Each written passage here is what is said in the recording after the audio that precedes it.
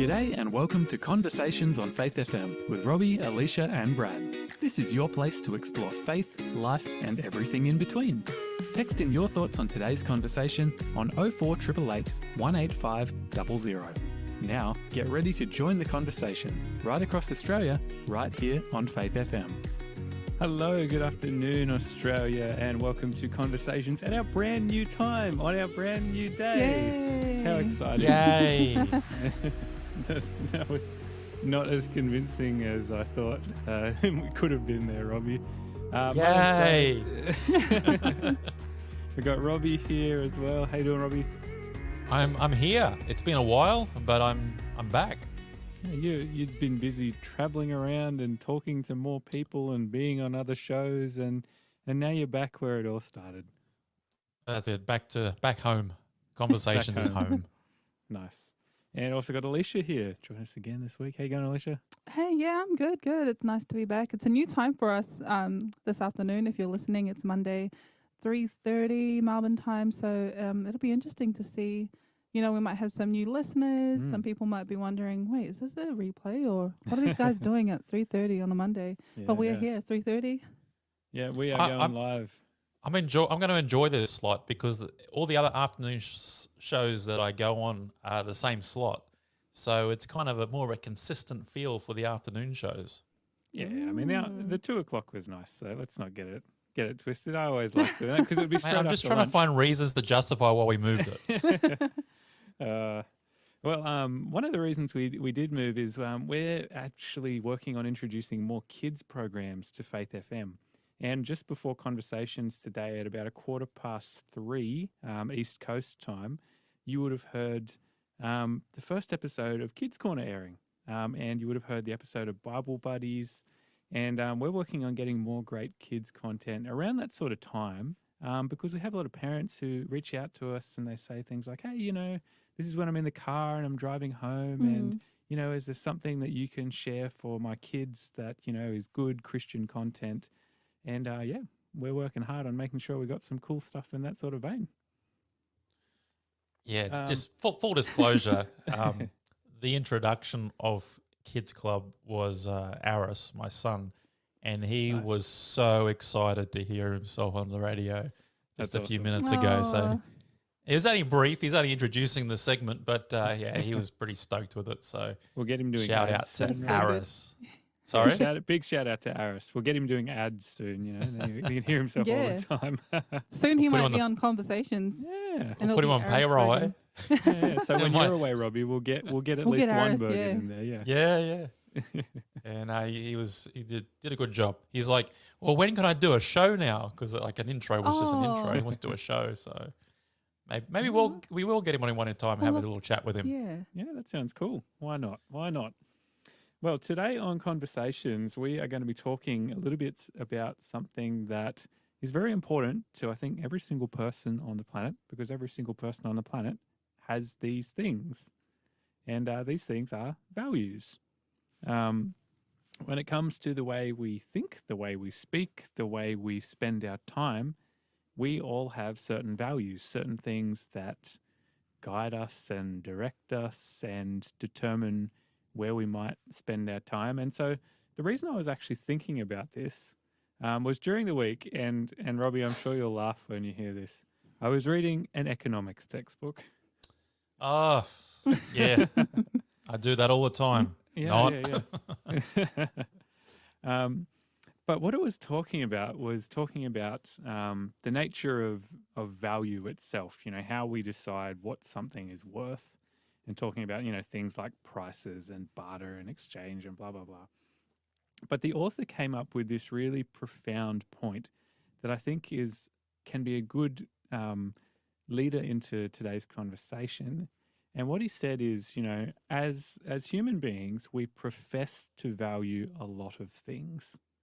We profess to value, you know, broader things like we value our family, we value our country, we value our friendships, we value our work, we value our car, we value the things that we have in our house. But he said, it's important to remember that the way we actually understand what we truly value the most and how we actually order the things we value the most is based on what we choose to do. So what we actually put into action as opposed to what we say we might value, which to me was something really profound because, sometimes I think about last week on Conversations, I was showing Alicia a card game that I'd been working on. And, I love it's something that takes a lot of time to actually get right.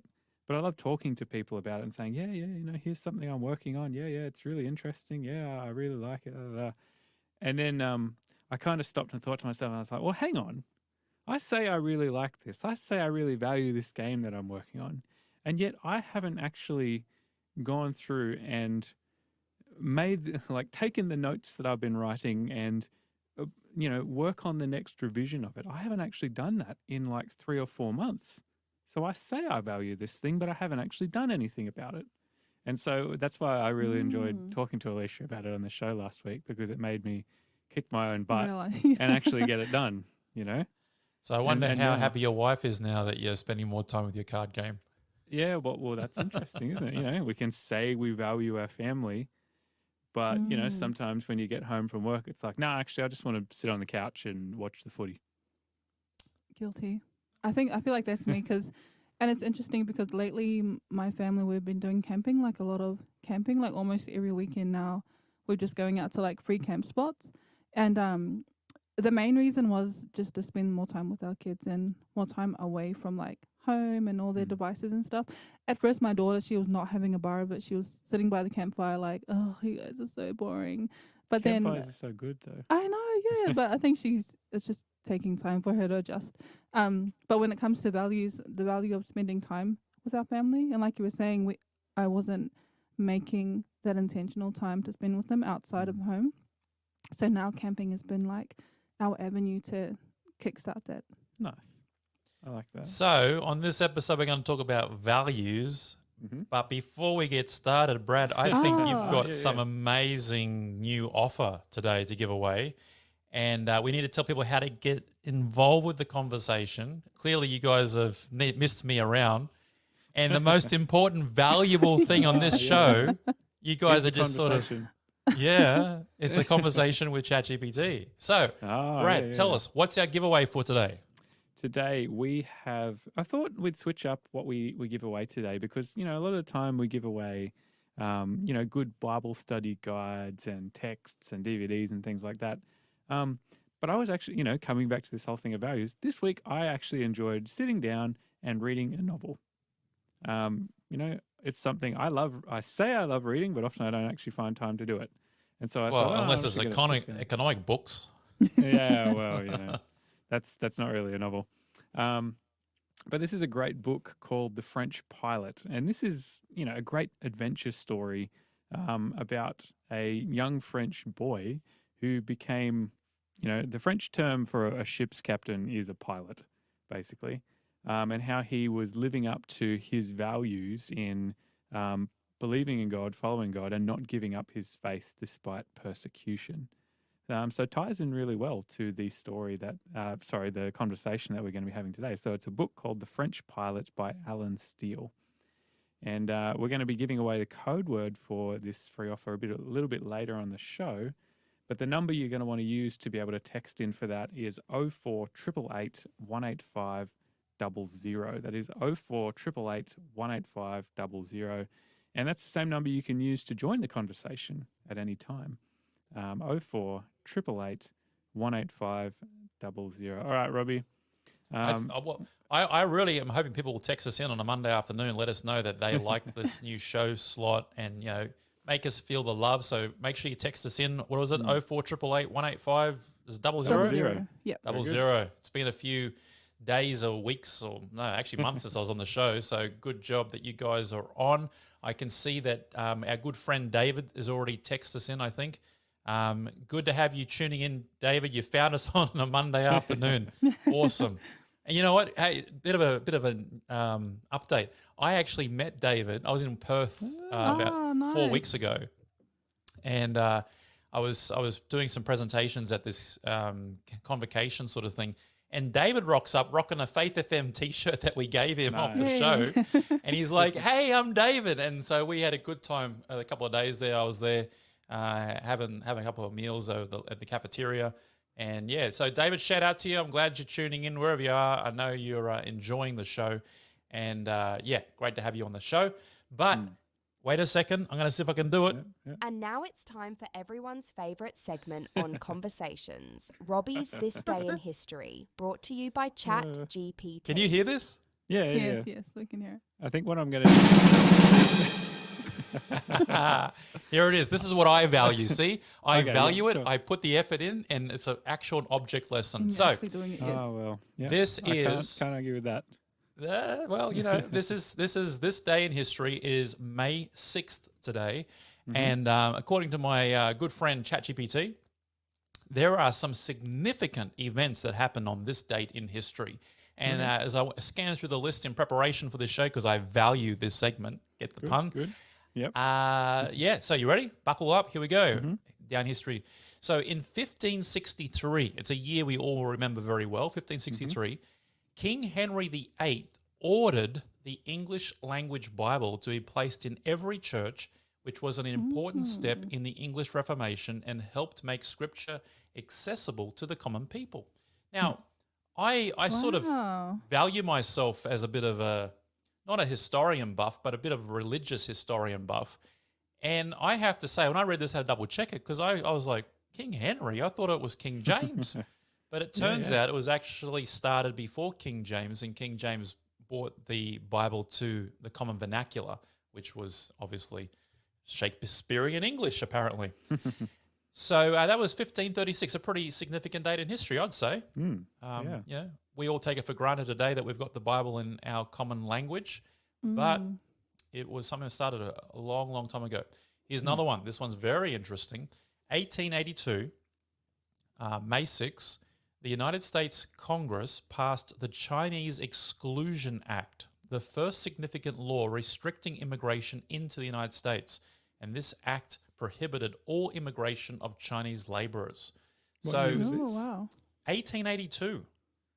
So I'm guessing it's post the gold rush era. Yeah. And they kind of, 1882. yep, we've had enough. So they've cut out. Yeah, it's kind of a significant shift in American policy. Okay, next date, 1889. You'll love this one, Brad, because All right. you know you're all things French.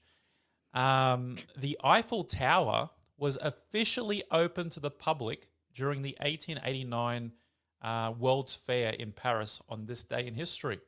And the French hated it. Or the Parisians yeah. hated it. Yeah. Yes, I remember reading that somewhere. The tower was originally a temporary exhibit, but became an enduring symbol of the city. So you could say it has a lot of value to the city of Paris. You see how I'm just sliding in your topic? And there you go. It's actually crazy to think that the Eiffel Tower is pretty much, over 130 years old. You look at it and you kind of think, oh, yeah, well, even things like the Sydney Harbour Bridge have been around for almost 100 years. Yeah. To me, That's that's crazy. just crazy thinking about it.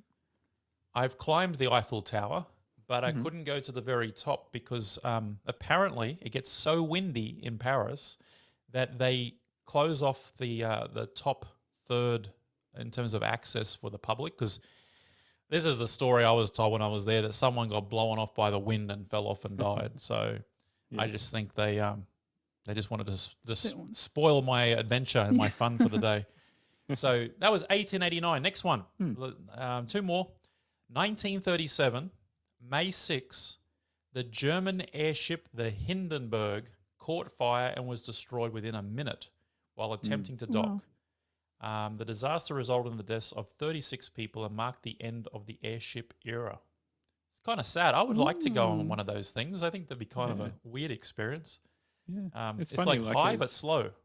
Yeah, it's like a whole avenue of technology that just from one thing just completely disappeared, Yeah. Kind of crazy. And the last one from this day in history, from my good friend ChatGPT, in 1954, Roger Bannister, a British athlete, became the first person to run a mile under 4 minutes, finishing in, get this, 3 minutes and 59 seconds, point 4. His achievement broke a psychological barrier and set a new standard for middle distance running. So, according to ChatGPT, it says these events showcase a range of cultural, political, and technological shifts in history. And you're welcome. That's Oh good. wow! I actually really enjoyed that one. Yeah, Not yeah. saying I don't enjoy the other ones, but I think this Uh, one was the most enjoyable one so far. Maybe it's something about Mondays. Maybe Wednesdays in history just weren't good Yeah. days, and Mondays are I better. think so. Yeah. Hey, if you enjoyed my This Day in History, make sure you get your phone out. Text me in 04888 18500. That's 04888 18500. And let me know how much you value this little segment. And remember, today's topic is all about value. So if you do value it, take the action that Brad's talking about. Pick up your phone and text us in. Yep. So now we've got all the preliminaries out of the way. What are we doing next, Brad? Well, we're going to go to a song because we value music here on. It's going to get cringy very quick. Anyway, we're going to hear now Sons of Korah with Psalm 128. You're listening to Conversations and our new time here on Mondays. We'll be back in just a couple of minutes' time.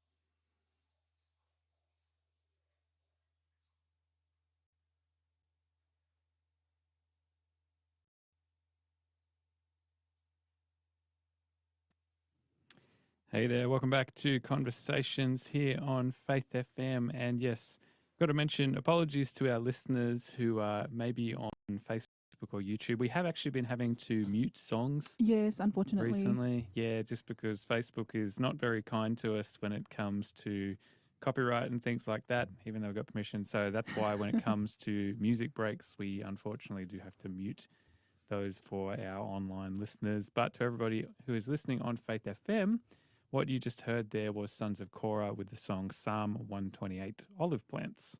Sons of Korah being a great Australian band. You know, I first discovered them because when I was growing up, I really liked jazz music. And James Morrison came to our school once to play. You guys surely you've heard of James Morrison, the trumpet player? James Morrison. Nope, I haven't. You've never heard of James? My goodness. Only like one of the best brass players. And he's one of those guys who is the true definition of a prodigy, I think. He can literally play like every instrument just perfectly.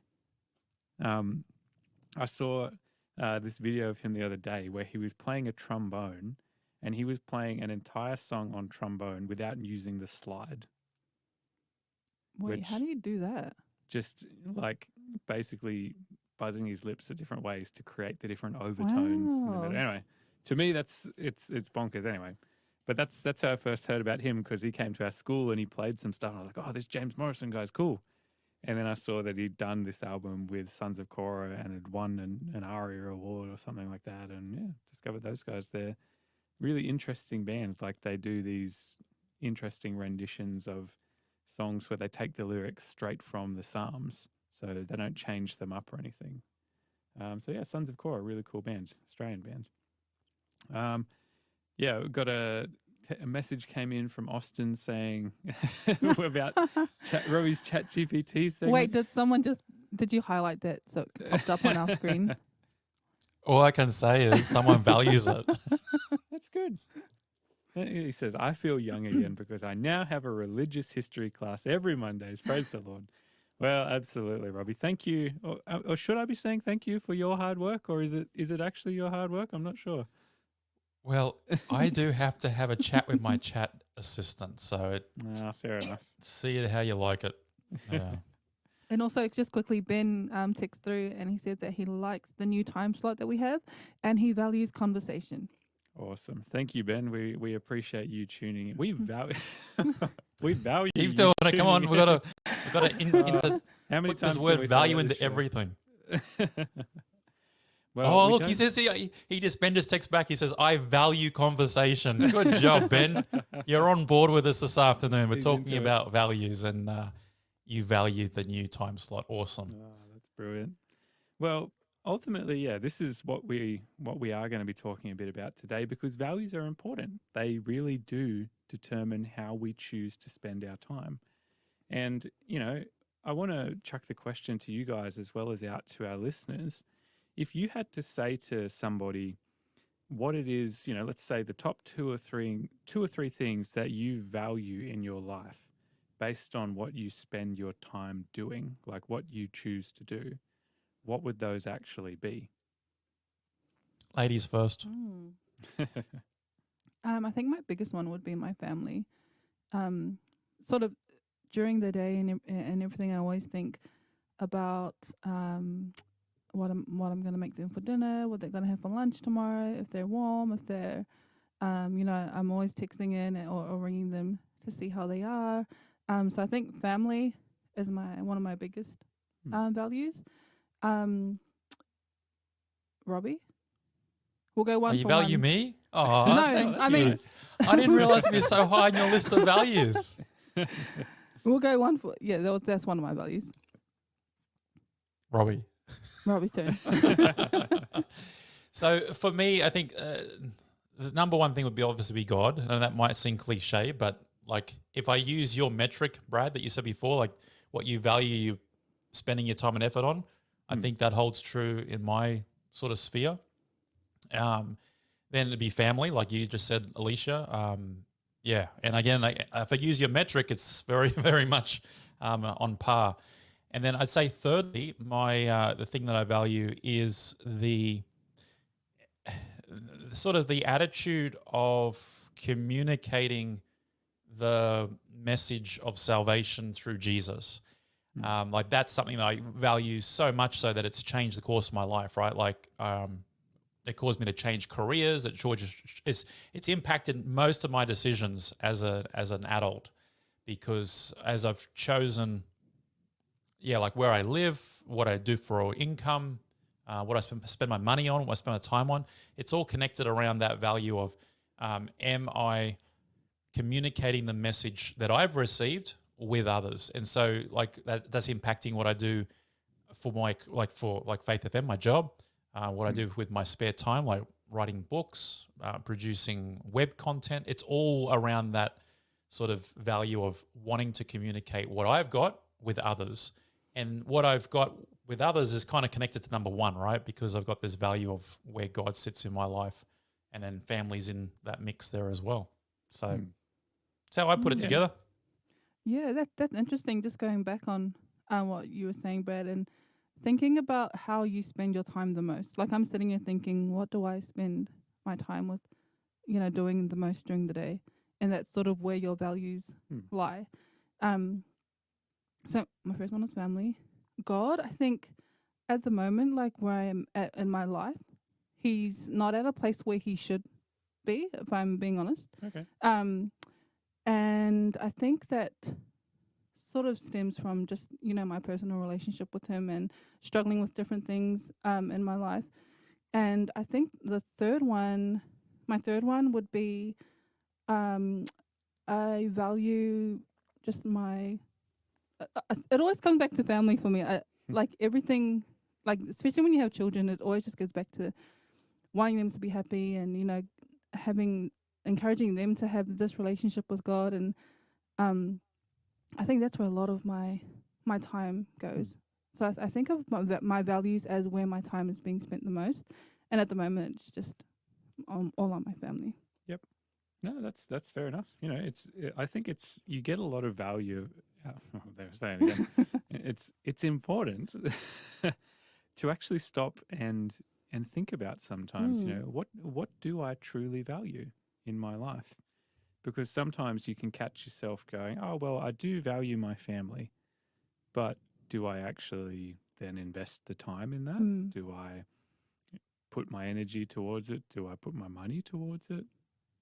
All those sorts of things are actually pretty important to consider, because it's easy to just kind of rush through life because you've got so many things to do, and oh well, I'm just at work today, and oh well, I guess I might find the time on the weekend, and oh, I didn't find time this weekend, but I still really value my family. And you can get into that sort of cycle that just goes on, and you end up sort of living this life where you believe something but not enough to actually do it. And I guess when I think about values from the perspective of a Christian, as a Christian, our ultimate example is always Jesus. We look at his life and we look at both the things that he taught, but not just the things that he taught. If we want to understand what Jesus, what God truly valued, we have to look at what he did. Because if he'd said that, oh yeah, it's important to love each other, but then never demonstrated that, we'd say, well, it obviously wasn't that important to him, right? Right. We can sometimes, if you want to really know what you value, ask someone close to you. Say, what do you think that I really value in my life? Because sometimes they'll give you a more objective picture than you might think of as yourself. So maybe that can be a challenge to our listeners. Like if you're comfortable actually taking this on, go to somebody that you trust and say, for you, looking from the outside at me, what do I actually value in my life? What am I spending my time on? What do I care about? You might get some uncomfortable answers, but it can be a really important thing to actually recognize and have the opportunity to change, I guess, if you want to. We got a text in, Alicia, from David. Yes, and David values God, my wife, and my kids. Thank you, David, for sending those in. And it's funny how our values always sort of align the same. It's God and family. God and family. That's like the two main, the two most important things that I've seen coming through this conversation. Well, what do you think somebody who doesn't have a family and somebody who doesn't believe in God would value? What would they say their values are? So it's interesting, right? Because I just did a for those of you tuning in for the first time and not regulars to the faith not faith experiment. What are we on now? We're on the conversation. We don't plan these episodes. We kind of we literally had a bit of a chat, like online chat just before we got into air, and we said what we're going to talk about, and Brad chose this topic of values, and so we're kind of winging the conversation, which is what we like to do around the the lunchroom and around the water cooler in the office, things like that. So it's very organic. And so when Brad mentioned that we're going to talk about values, I thought, let me do the typical thing I do, dictionary definition, right? What is a value? And this is what it comes back with. It says values are fundamental because they help define us with what is right, what's worthwhile, and desirable. So if you think about that, right? So we're talking about your question about the family, people without family, and those sorts of things. Well, according to the dictionary, a value is something that's helps us understand what we see as being right, something that's worthwhile, or something desirable. So, like for example, Alicia and I both mentioned kids or family. There's not really a morality involved with that, so it's not really the right and wrong aspect of it, but it's about the worthwhile, right? And so I think even if you don't have a family, now I guess there are some people that struggle with being on their own, or living on the streets or something to that effect, where they don't have any family connection around. But it's pretty rare that we don't have people around us. So whether they're blood relatives or just people that we journey through life with, there's still a worthwhileness to that relationship, and that we value that relationship.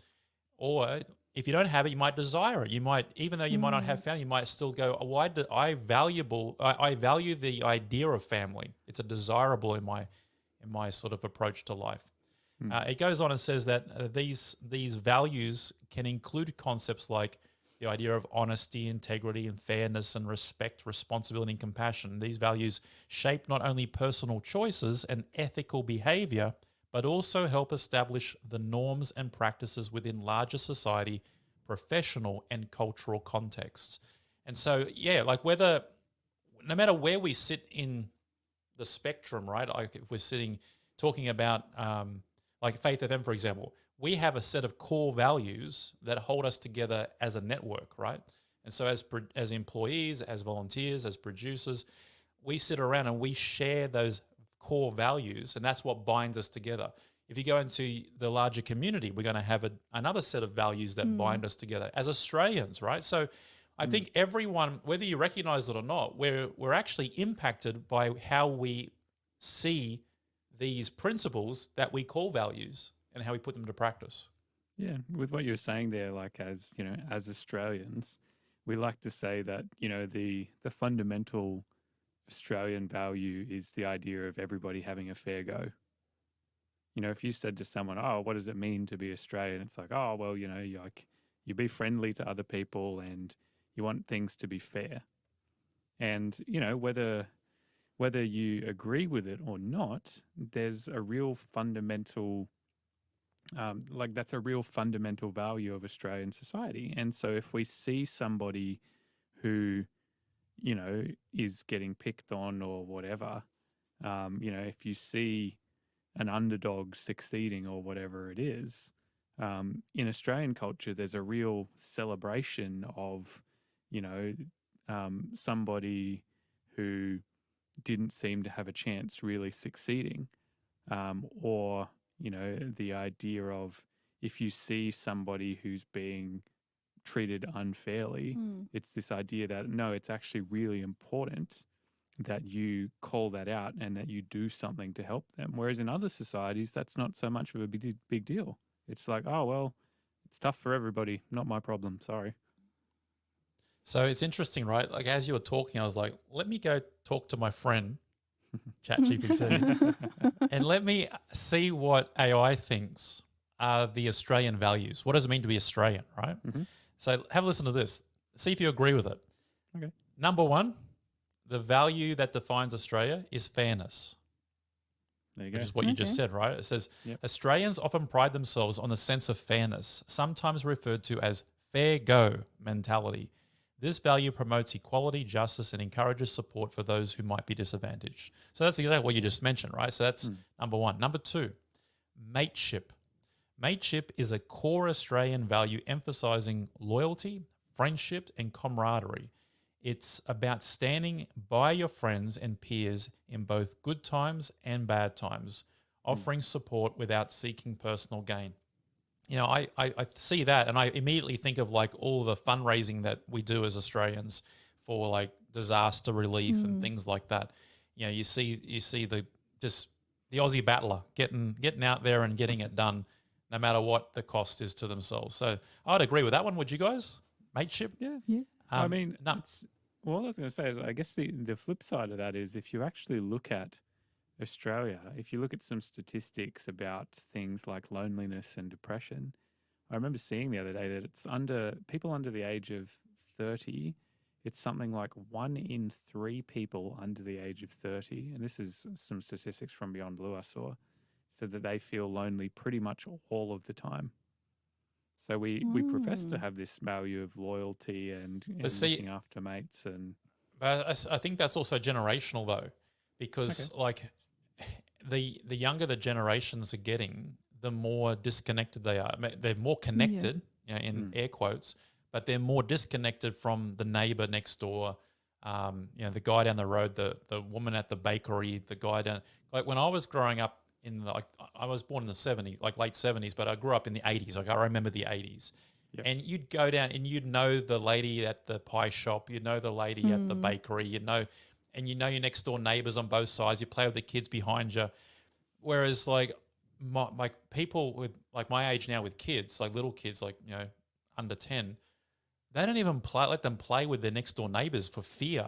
It's like we're living in a different era where there is this, people don't know one another the way it used to be. I'm not saying the past was better.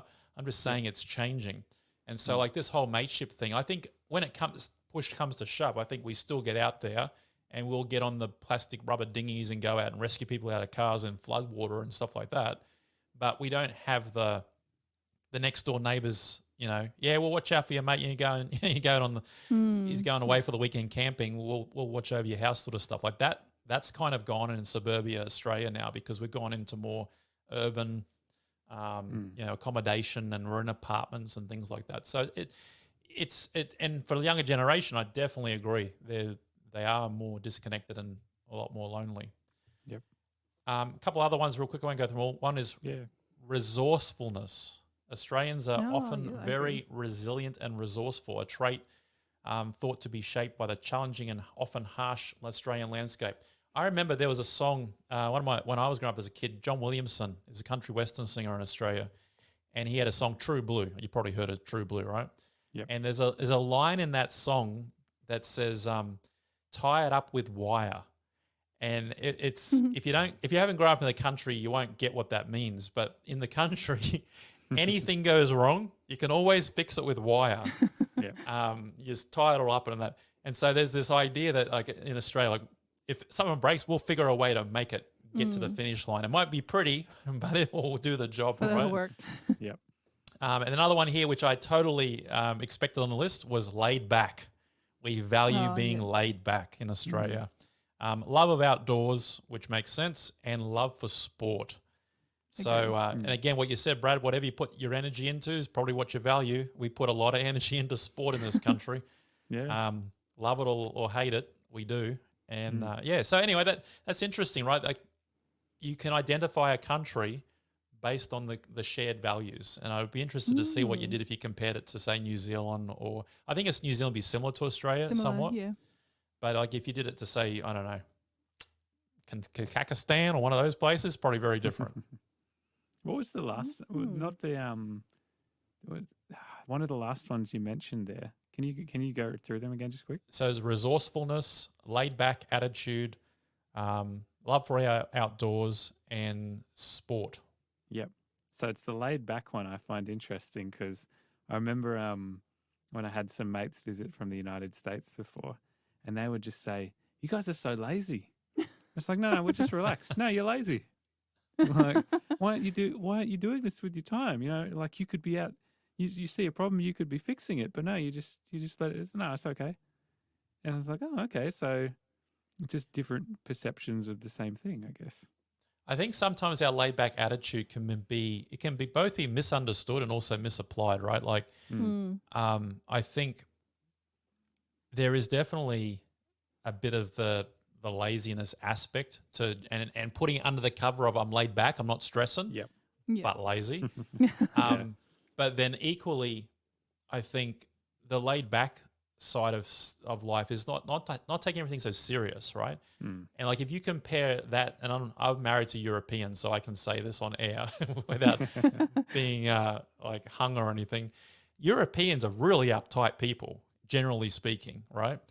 Whereas if you look at Australians, we're kind of like we're the polar opposite, man. We're like laid back and just you know what? But we don't have all the Okay. baggage that the Europeans have. They got like everything was a conflict and a war and a fight, and they got like 5,000 years of history they're always worried about.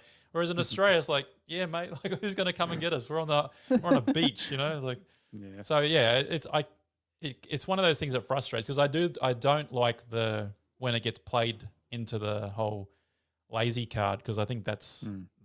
that's not my value, but yeah, I think in comparison to other countries, I'm glad we are the way we are. I'd hate to live under some of the stresses and pressures of other parts of the world. Yeah, absolutely. You're listening to Conversations here on Faith FM. If you're listening live, it is Monday, the 6th of May, 2024, and we're coming up to 4:15 Melbourne time. We're going to go to a song now. Hey, and it's hear East Coast time, my friend. Well, yeah, sorry. We're all the Melbourne same. time. It's not Melbourne doesn't No. own the time. The reason I say it is in case the replay gets aired, and Yeah. then In another time, like It's another just part yeah, of when the we have easier year. daylight to- savings, and there's so talking about this again for Australia, such a big country. I think that's maybe why part of we have to be a bit laid back, because otherwise it'd be like, oh, what's the time zone again? Oh, you weren't there, and why did this? And you just go, Well, no, I tell you here we what, go." Brad, if you go to the West, where David and the rest are, they get very offended when we Yeah. assume everything is our part of the world.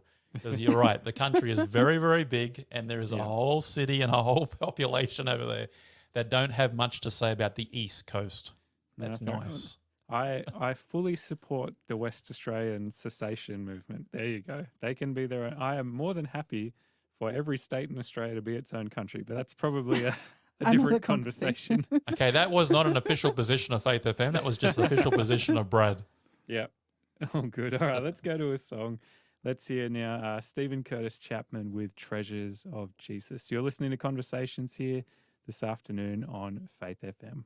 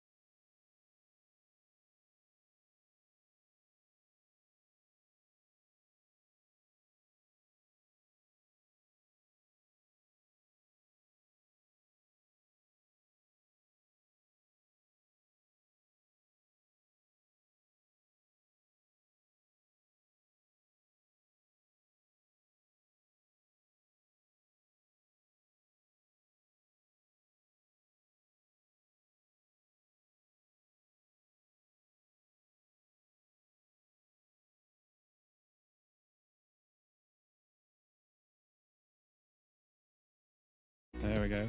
Sorry, I'm playing the chasey game here, making sure I unmute things for Facebook and YouTube and that sort of thing as well. Welcome back to Conversations here on Faith FM.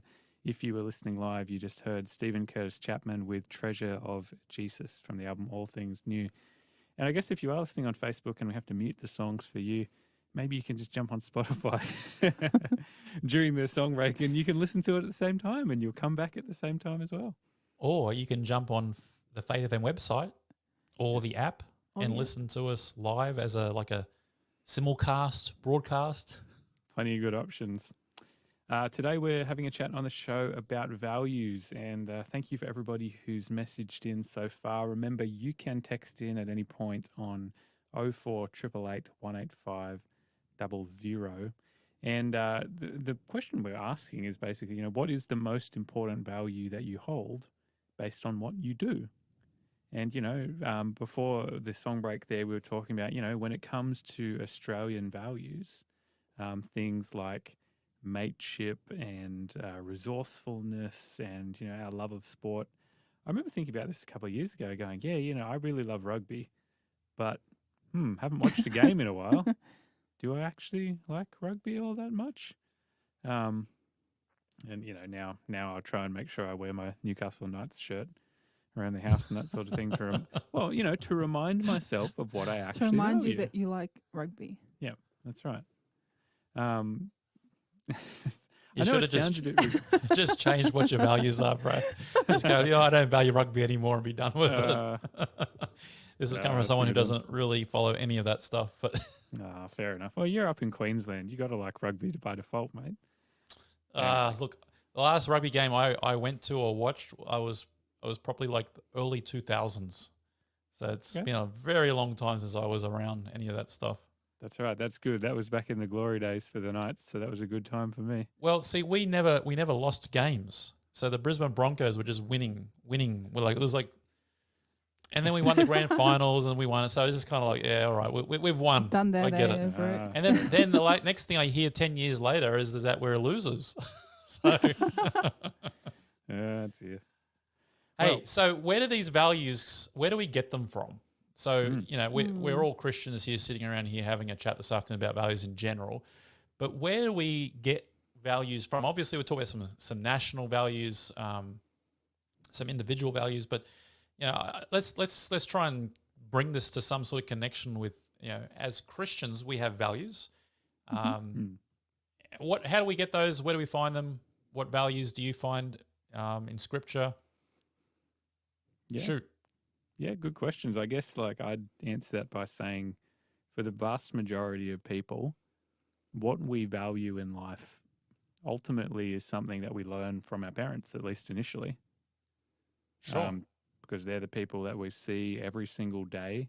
Yeah. We discover what they value and we largely emulate it for a long time until we get a bit older, and then we can actually decide whether we accept them or reject those values. But yeah, I think parents play a really big role in what values we develop later in life. Yeah, and it's interesting, the idea of developing values, like your values gradually grow and change as you become older and you discover life or, things out for yourself. And I agree. A lot of it starts in the home, around what you've always known. Sometimes it could depend on your upbringing. And even if I know a lot of people who weren't raised Christians, or they weren't raised in a home that you would consider a good home, yet they were able to sort of discover different values for themselves as well. So I think that's another cool thing about values, is it's not always just a one-cut thing for everyone. Yeah, it's interesting, Alicia. Sometimes I've met people who have grown up in homes like you just described, right, where it wasn't ideal, it wasn't great, and yet it's almost like they aspire to the values that are the polar opposite to what they were exposed to, which were all negative stuff, like whether it was drug addiction or violence in the home, whatever it is, or just poverty.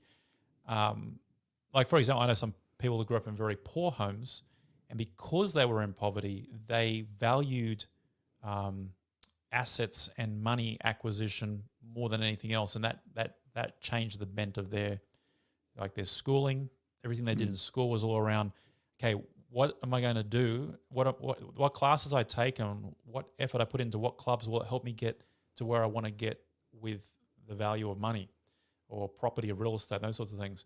And equally, people who have grown up in homes where alcohol or drug abuse has been a problem, they've made it their value that they will never go down that path ever. Now, it's not always as simple as that, but yeah, it's funny. I've seen that happen a lot of times, especially in pastoral sort of counseling and stuff like that, that often people do it's almost like the pendulum. If the family came this way, then when they grow up, they're swinging the opposite way. And it's not always great, but yeah, it's an interesting phenomena. And I think, that last one you raised there, Robbie, comes back to an idea of maybe discipline or self-control. A lot of the time people who may have little self-discipline and it ends up becoming something really destructive, they turn around and they say, no, I'm going to make self-discipline be this absolute value now. There is no way I want to go back to what it was before because that was so awful for me. And, I'm completely changing my value from this old thing to this new thing, which is pretty cool. So yeah, you guys are right. Values aren't something that are necessarily, for us as humans, set in stone. We can change what we value.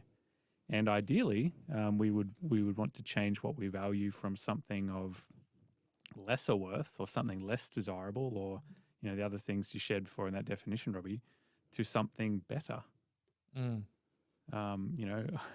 If you're changing your values to something worse, that's not a very good decision, in my opinion. It's kind of like when Jesus he's teaching on multiple occasions in the gospel accounts, and he makes these comments, which it causes, well, at least me anyway, it causes me to sit there and to really meditate on what's the implication of what he's saying. I'll give you an example. He says in a passage, he says, I have come that you might live an abundant life, or have life and have it more abundantly, depending on translation you're reading. But the idea is that Jesus is saying, I'm showing up in this this moment in Earth history, and my reason for it is that I want you to have an abundant life. And then if you look at the original language that Matthew is writing it in, which is Greek, he uses a word in Greek that can be translated. So when he says abundant life, the word abundant could be translated into two things. It means superior in both quantity and quality. So Jesus is saying, listen, I want you to have this abundant life, which by definition is superior in quantity and quality. Now, here's the thing. If you have something that's superior, if you're acquiring something that's superior, it means the thing you currently have, like you just said, Brad, is inferior to the thing that you're going to receive, right? So what Jesus is implying is that there's something in the life that he's offering, something in the invitation he's providing that's going to elevate us. And it will elevate us in quality and quantity. Yeah. And as a Christian now, the quality of that life, not so much to the quantity, like how long you live, but what kind of life you're living, it's definitely connected to understanding what's more important in that life, which is, by default, your word value, right? Yeah. So Jesus, he's presenting a different kind of life than what we're used to by nature. And by default, from Jesus' perspective, it's superior. It's calling us to something higher. But how do you define what that superior life looks like? It's ultimately because of a thing of the principles or values that define it. So I don't know how you guys have journeyed in your Christian life, but what sort of things would you say as a Christian sort of give you value in terms of how you view the world or view yourself or view others or view God or that sort of thing? What are the sort of some of the cornerstones for you guys? Yeah, that's a good question. I know for me, when I was growing up, in one way I felt very secure in my identity because I knew my parents cared about me and supported me and that sort of thing, which I don't want to understate. I love my mum and dad a huge amount. But at the same time, there was always this kind of identity thing of, well, who actually am I? You know, do I as an individual person have value? Are the things that I can do, are they really valuable? Do people actually really care about me? If I truly act like myself without putting up walls and playing pretend and acting in a way to make other people like me, will people accept me? Those are, I think, challenges that pretty much everybody faces. Can I truly be myself, and will people still accept me if that's the case? And I think as I grew to know God, and as I discovered Jesus through the stories in the Bible, as well as looking at the lives of people who said that they were followers of Jesus. In particular, one of the pastors that I had growing up when I was a teenager, his name was Mike Faber, an awesome guy. I know Mike. Yeah, I know him. Yeah, wow, Yeah. small world. Yep.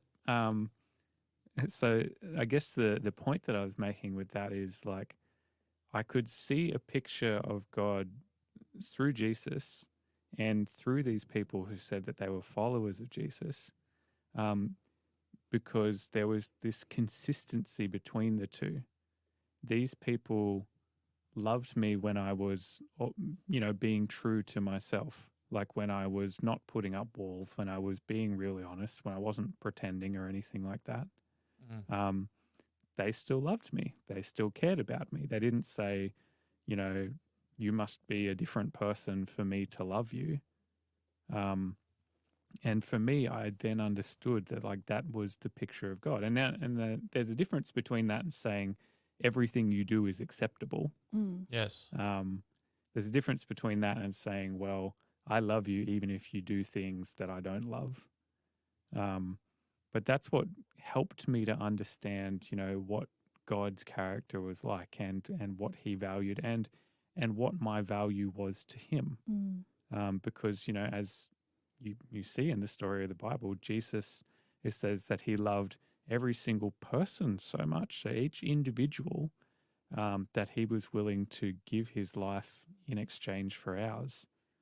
And, when it comes to understanding how much God values me now, that's the thing that I turn to and look at, and I say, well, there's not many other people who'd be willing to do anything like that to the extent that he did.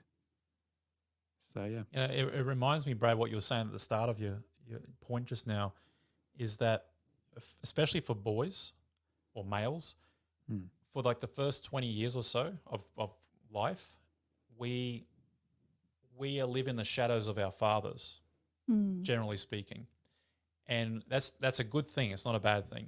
Yep. And living in the shadows of our fathers is that we by default identify with whatever they are and who they are, and we value what they value, and we're kind of an extension to our father figures in our life. It may be biological, may not be biological, but it's just the father figure in your life. And then it's sort of around that transition from like the late teens to early 20s that all these questions start coming up of, well, who am I as an individual, and what do I value, and where do I sit in the social, not pecking order, but like in the social circles that I'm in. Yeah. And it's at that point that we develop our own identity, and that identity is based on our values, what we consider to be important, right? So like me growing up with my dad might have valued, certain things as being paramount. But then as I sort of get to this point, I grew up at that period, I'm just like him. I'm doing, I think the same way, I act the same way. But then I get to this point, and because of peers and my exposure to education and social interactions and things like that, you get to a point, it's like, well, actually, I value this as the most important thing, or this is the tertiary or the primary or secondary, or whatever the case is. And so then you end up in becoming your own person. And that's often when a lot of the controversies happen in the home and those sorts of things. Yeah. But it's interesting because that's normal for human beings to grow up with a set of exposed values and principles. But at some point, it has to become their own. Right. And they define that. And we don't always, as parents, we don't always like what our kids choose. But that's a part of becoming an adult and becoming a human in society. Hmm. Yeah, no, I totally agree. And just going back on what you were saying, Brad, and how the influence of people around you really sort of shapes who you are. Hmm. I think for me, most recently, it's understanding that that we all were made in His image. So His image is in there in all of us somewhere. And when we talk about values, and everyone always strives for good values, or if they have bad habits or bad values, then it's always a matter of improving or being better. And I think for me, it comes back to what happened, way back in creation, when God made us in His image and in His likeness. So I believe it's in each and every one of us down there somewhere. And, it's just been tainted by the world and sin, and life just gets in the way. And sometimes it's just a matter of peeling back those things to really sort of reveal the value that each and every one of us has. Yeah, and I guess when you think about it, the values that we all are ultimately striving for, regardless of how we're trying to get them, to me, I look at them and I think, when I look at the Bible and you see Paul list out the fruit of the Holy Spirit, it's those things. Oh, yeah, for sure. And if you don't know God, it doesn't mean that you don't want love or peace or joy or discipline. You just attempt to reach those through different mechanics ways, that probably aren't that great. Like if you want peace, well, you think to yourself, well, if I have enough money, then I can be at peace.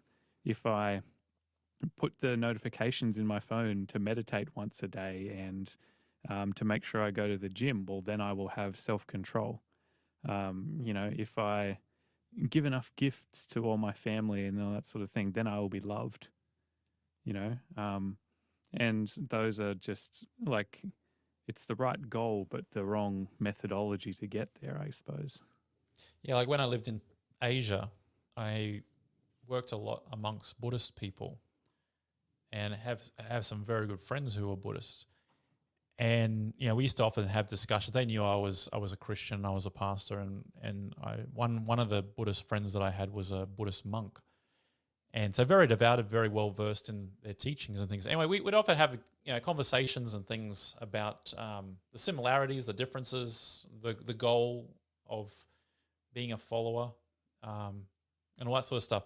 But it was fascinating because if you look at if you compare some of the goals of what my friends in Buddhism were trying to acquire or to achieve, was a state of peace, a state of not being bound by the temporal things. So like they have a teaching where they want to, and that's what part of meditation is all about. It's about emptying yourself of attraction to the things that are around us, because they believe that attraction, and they're probably right too, is that attraction will basically enslave you. I mean, that's a modern English word on an ancient concept, but it enslaves you, and then you become indebted to it. So whether it's like consumerism, right? The more we're attached to the things, the more we become slaves to the things. Like whether it's as simply trying to get the money to pay for the things, or to earn the money to keep paying the things, or whether it's the things themselves, right? Like I know people that are like, oh yeah, it's only $129 a month for my cell phone plan. It's a bone. I'm like, $129 for a phone plan? You gotta be kidding me! I don't pay that. But then it's like, then you're working to buy the $3,000 phone or $2,000 phone, and then you're working to keep paying to have access to the phone, and then the phone itself is keeping you busy and occupied. So in the Buddhist mentality, it's about detach from it all, and you'll be happier. But anyway, so my point is that as we're comparing these things and approaches and things, it's fascinating because at the end of the day, Christians and Buddhists in a lot of areas want the same thing in their quality of their life, in that superior life that they're trying to live out. The difference is, as you were touching on, is how you go about acquiring it. So as a Christian, the greatest value that I can have as a Christian is the source of power to live that life. And that source of power from a Christian perspective comes from like an indwelling power external to me. So you can call it the Holy Spirit, you can call it God, you can call it, call it what you want, but it's external to me. Whereas in Buddhism and in most other religions, in fact, in all other religions, with a few very, very few exceptions, the power to transform and change your life into that superior life is based on an internal mechanism. And that's why Buddhists are generally very disciplined people. Like I'm talking like the orthodox ones, not the cultural ones.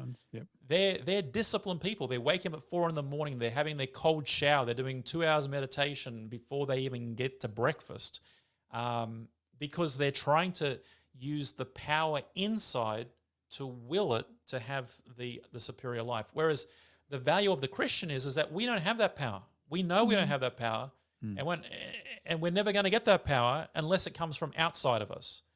And so that's the fundamental difference, because the outcomes look the same. If you look at the 8 noble truths that the Buddhists have, and you look at the 10 Commandments, I mean, there's a few exceptions, but generally, you're not doing wrong, you're not doing this, you're not doing this, you're not doing this, you're doing this, you're doing this.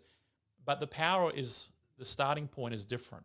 And that's a fundamental value that we have as Christians. Yep. Just before we go to the song break, it reminds me of one of the things that Jesus says in Matthew 11. And he's talking about, how should I put this? He's talking about what he is like in relation to God.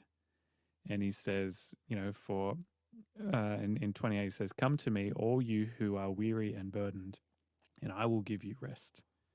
And I think that ties in kind of to what you were saying, Robbie. It's that distinction between saying, well, if you're weary and burdened, you can just forget those things. You can say that you don't have them. You can give them away. You can think about it in a different way.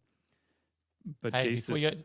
Oh, well, I was going to say, but Jesus is, as you're saying, it's someone external who's saying, look, I'm the only one as God who is capable of dealing with these things. So you can give them to me.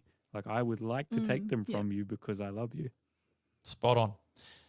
Sorry to interrupt you there, Brad. I was just super excited because our friend David texted us again, and it was about the previous song, before the previous song break, about the time, daylight saving.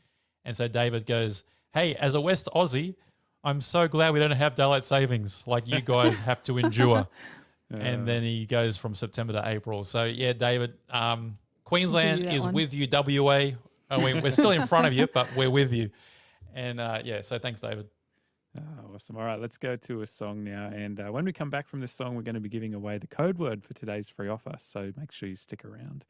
We're going to hear now City of Light with the song Grace. You're listening to Conversations this afternoon on Faith FM.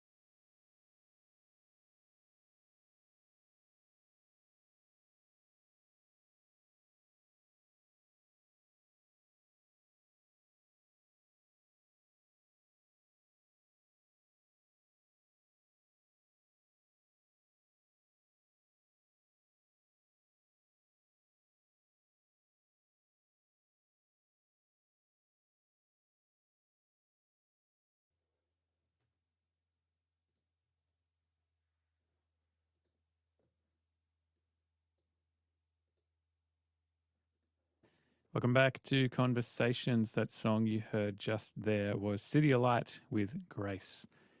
Just a reminder for our Faith of Emil YouTube listeners, the reason why you didn't hear that, unfortunately, is just to do so with some licensing stuff where we can't play music on those platforms.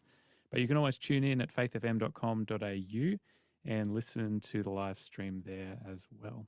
But we hope you're enjoying today's conversation. We hope you're enjoying touching on values and understanding maybe a bit more about what you value in your life. I remember when I first met my wife, she after a little while, she said to me, "Yeah, you know, Brad, you're actually a bit passive aggressive, aren't you?" I was like, "What?" She goes, "Yeah, you know, you often say you're going to do something, but then you don't. So why don't you just say no if you don't actually want to do it and you're not going to do it?" And I believed that, I could never say no to doing something because it would hurt someone's feelings. And so I was telling myself that I had this value of, oh yeah, I've got to always help people and I've got to never say no to anything.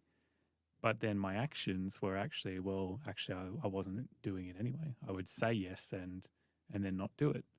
So I wasn't living up to my own value. Anyway, we've got a code word we want to give away today. I was going to say, Brad, that's pretty heavy, mate. Do you want to have a bit of counselling session around that? Or No, look, I mean, I'm probably, on one hand, a dream client for a counsellor, but on the other hand, like a terrible one. And the reason You've read too many books, mate. the reason is, like, if I talk to someone and they say to me, you're not doing this, then I'll go, you're right. And then I'll just decide and change it. Like I can pretty consistently, if I make a decision, they go, oh, all right, I need to change this, then I'll just do it. Yeah. So that's probably, on one hand, it's probably good for a counsellor because, like, yeah, it worked. But on the other hand, it's kind of like, well, I guess I'm not getting any more sessions from him, so no more money. Anyway, yes, we've got a cool free offer for you today. It's a novel, a story called The French Pilot. This is a really neat book. It's the story of a guy who really lived out his values, like his belief and his faith in God. If you would like to get a copy of today's free offer, all you need to do at the moment is pull out your phone, and we want you to text in on the Faith FM Conversations number. There's a number you can save in your phone if you ever want to text into the show for anything, not just for free offers. But this number is 0488 185 00. 0488 185 00. And the code word for today's free offer is C0506. So C for Conversations, 05 for May, and 06 for the 6th of May, because that's when we're doing this show live at the moment. So one more time, the code word C0506, and text that code word to our show number 0488 185 00. All right, well, we've got a few minutes left before we're getting closer to 5 o'clock, which is when we're wrapping the show today. So what I guess would be a good way to kind of land the ship for today is actually looking at Jesus. He's ultimately, for Christians, the source of our values. And when he first came to the world as a human, people were expecting him to have pretty different values. The people, like the Jewish people that he appeared amongst, were expecting what they believed to be a Messiah. It means that he was the promised one who would deliver them from oppression and, rule over the world with them. So they were expecting a person with a particular set of values. And I mean, to you guys, what do you think that would have looked like? I think I'll go, Ruby. No, go ahead. All right, I'll go. They were obviously looking for someone who was going to solve their problems, so a deliverer of some description, right? So probably in the area of physical might, someone like David, because that's what some of the prophecies allude to. So they're probably they're valuing this idea that he's going to be a some sort of fighting king, warrior king. Yeah, I was gonna say like a fighting, really guns blazing kind of king. I think they were expecting. Yep. But when we look at, how Jesus actually acted out, it's quite interesting that, you look in the gospel accounts, and the first thing Jesus does is he rocks up, he's baptized, and then he goes out and he starts saying, all right, the kingdom of heaven is here. And what does he actually do once he starts that ministry? Starts Does healing. he go, yeah. He doesn't go around, knocking down Roman Smashing outposts people. and building an army or collecting money. He actually goes out to the disadvantaged people, those who would be cast out, looked down upon, and he starts to meet their needs. And I think, again, with what we talked about at the start of the show, this idea that it is what we do that we truly value. We can see in Jesus's actions, I think, what he truly valued. Because what did he do? Even in his interactions with the people around him, what did he do? Like ultimately, that's what we need to think about when we're trying to understand what Jesus's values were. Like, yes, his teaching is very important, but did his life actually align with those things that he taught? Paul says in the book of Romans, he's saying love must, so this is Romans 12, he says love must be sincere. You can't just say, oh, I love you, but then never actually do anything about it, because that's not sincere. That's not true. He says, hate what is evil, cling to what is good, be devoted to one another in love, honor one another above yourselves. I just really want to emphasize this whole idea that when we look at Jesus and we look at his teachings, we also need to look at his actions. And, can you guys think of any instances of Jesus's teachings where he says something and then he goes and does it?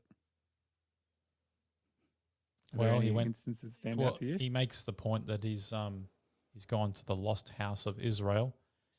That's his ministry. His ministry starts with those who are supposed to be a part of his family, already understand who and what he is. And so he puts his priority there. He talks about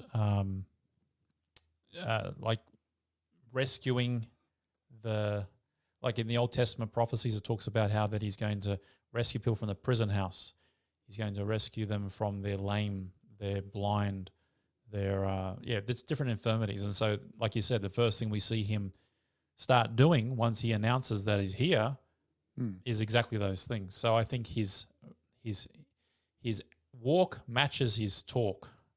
Yep. That's cool. I like that. Sorry, my eyes just gone really Oh, weird. So I keep popping in and out. Bit itchy. No, that's all right. Yeah, and when you see in many instances, for example, there's like when Jesus calls, for example, Matthew himself to be a follower.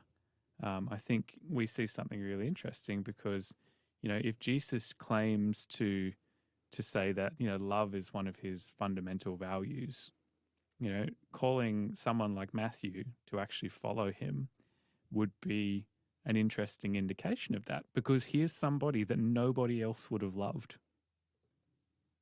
Right. If love is really important, would Jesus have just made a gang of, yes men around him who would do whatever it looked like? Or if he said, well, if you really have to care about the people that nobody else cares about, who are you going to pick? A tax collector. Okay, so Jesus is actually truly living this out here. And he actually says, in the book of Matthew, it's in chapter 9, this is Matthew's own account of Jesus calling him to follow him. It says, so Matthew chapter 9, verses 10 onwards, says, while Jesus was at Matthew's house having dinner, many tax collectors and sinners came up and ate with him and the disciples. When the Pharisees saw him, they asked Jesus' disciples, why is your teacher eating with tax collectors and sinners? But when Jesus heard this, he said, it's not the healthy who need a doctor, but the sick. But go and learn what this means. I desire mercy, not sacrifice. For I have not come to call the righteous, but to call sinners. And, if that's the case, then yeah, makes a lot more sense that he would call someone like Matthew to be one of his followers. So I think in that sort of instance, we can really see Jesus living out that value, to love the people that nobody else is. And, is that applicable to each of us in our world today? Yeah, absolutely. Well, another value that came to mind as you said that, Brad, was the verse where Jesus says, this is how people, well, this is how you demonstrate love, is that you lay down your life for your friend, right? Mm. And look what Jesus did. He laid down his life for not just his friend, but also his enemies. Mm. And so, yeah, once again, what he's espousing as a value, he's actually committed to action and to reflect. Like you talking about cards, and you actually creating a card game. So Yeah. Well, even tying back in with that, the whole idea of forgiveness. Jesus was asked by Peter, one of his disciples, how many times should I forgive someone who's done something wrong to me? And Jesus' response is he gives this colossal number. He says, 70 times 7. So 490 times is how many times you should forgive. And, Jesus is talking like using that as a symbolic number to basically say, you've got to completely forgive.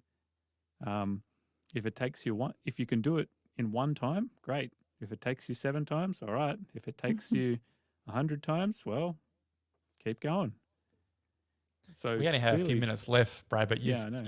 we could go into this because this is profound what you just mentioned, right? So that 490 or 7 times 7 is actually pretty significant what Jesus is trying to teach here, because he gets that number from the book of Daniel, and in chapter 9 there is a prophecy that's given to Daniel about a period of probation for the Jewish people.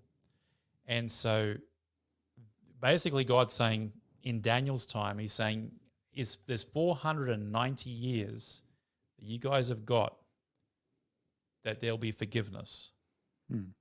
And so now when Peter comes and says, hey, how many times should I forgive? I've forgiven my brother like 3-4 times. Is that great? Yeah. And Jesus is like, 490. Go look into it. That's pretty cool, actually. It's a pretty big number, but it does have an end point. And it's fascinating when you dig into it. We don't have time to unpack all that now, but yeah, your bigger point is still the bigger picture, right? Is that what Jesus is espousing as a value, he's actively not just demonstrating it, but he's participating in it. Yeah. Like, how is Peter being forgiven? Because he's forgiving 490, like, symbolically, as you said. But yeah, it's fascinating. Well, I guess the thing I was going to share is like when you look at it in terms of Jesus actually living out what he's teaching there, this idea of forgiveness, you see it at the cross when he chooses to die. And, what he says in the book of Luke, he says, Father, forgive them, for they don't know what they're doing. So even the people who hated him most and killed him, he was willing to ask for forgiveness for those people. So Jesus lived out his values 100%. And I guess I want to chuck that out as a challenge to our listeners to, if you don't know Jesus, get to know him. Start reading some of the Bible, look in the Gospels and get to know this guy. And I think you'll actually find, wow, what an awesome bloke he is. And, the sort of person that you would want to be friends with. The sort of person who, if you walked up to and said, hey, what are my values? He would actually tell you, So yeah, that's kind of all we really have time for today on Conversations. But thank you so much to everybody for tuning in and being part of the show in our new time slot here on Monday afternoons. And if you have a topic you want us to have a conversation about, make sure you let us know. You can post it on our Facebook page, Faith FM, Radio Australia, I think it is. Anyway, just look at Faith FM, you'll find it. Or you can text us in on, I think my message up here again, 04 888 185 00. That's 04 888 185 00. And you might just be the lucky person whose conversation will be touched on right across Australia. And you know what? Make a deal. If we pick your conversation, we will send you a Faith FM something. Maybe it's a shirt. Be putting my hat in. Maybe it's a hat. Who knows?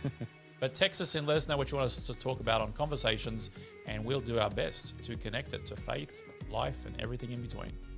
Brilliant. Well, thank you so much, guys. Thank you, Robbie. Thank you, Alicia. And to all our listeners, thank you for tuning in. We will be back again same time next week. And stick around in not much longer now, and you'll have the Drive Time Show. Enjoy the rest of your afternoon.